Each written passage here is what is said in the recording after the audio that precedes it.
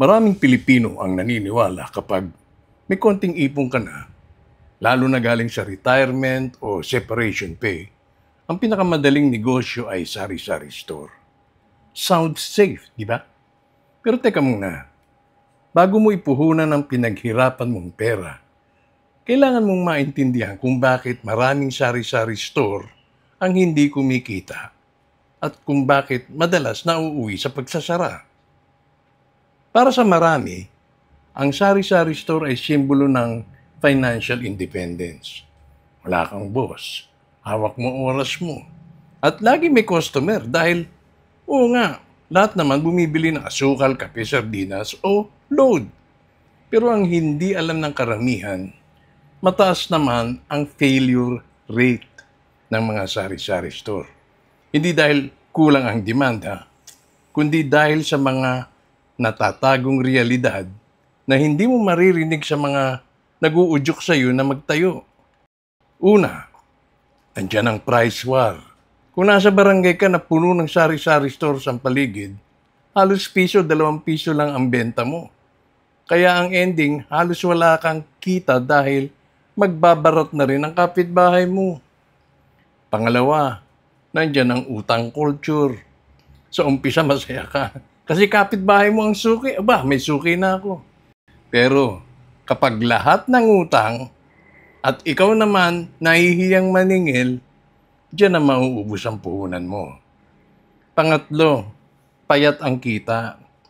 Kapag kumukuha ka ng stock sa suking wholesaler o sa palengke, maliit ang patong mo kada produkto. Pag binawas mo pampamasahe, yung mga napapanis, kuryente sa ref, at konting nakukupit ng mga bata, halos wala nang natira. Hindi ko sinasabi na walang nagtatagumpay. Meron. Kadalasan sila yung may strategic edge. Tulad ng magandang lokasyon, malapit sa terminal, pagiging combo ng kanyang tindahan. Hindi lang siya umaasa dun sa kanyang paninda, pero meron siyang kaakibat na serbisyo. Halimbawa, may loading station, may bills payment center, o kaya may sariling supply chain. Ang punto ko, kung retirement money ang hawak mo, huwag kang padadala sa simpleng magsari-sari store na lang. Kasi minsan, hindi lang, kundi talagang walang kikitain. Kung talagang gusto mo, gawin mo muna itong side hustle o sideline habang may ibang source ng income. O kaya pag-aralan mo muna. Halimbawa, gaano karami ang sari-sari store sa paligid? May market gap ba na kaya mong punan? May pagkukulang ba?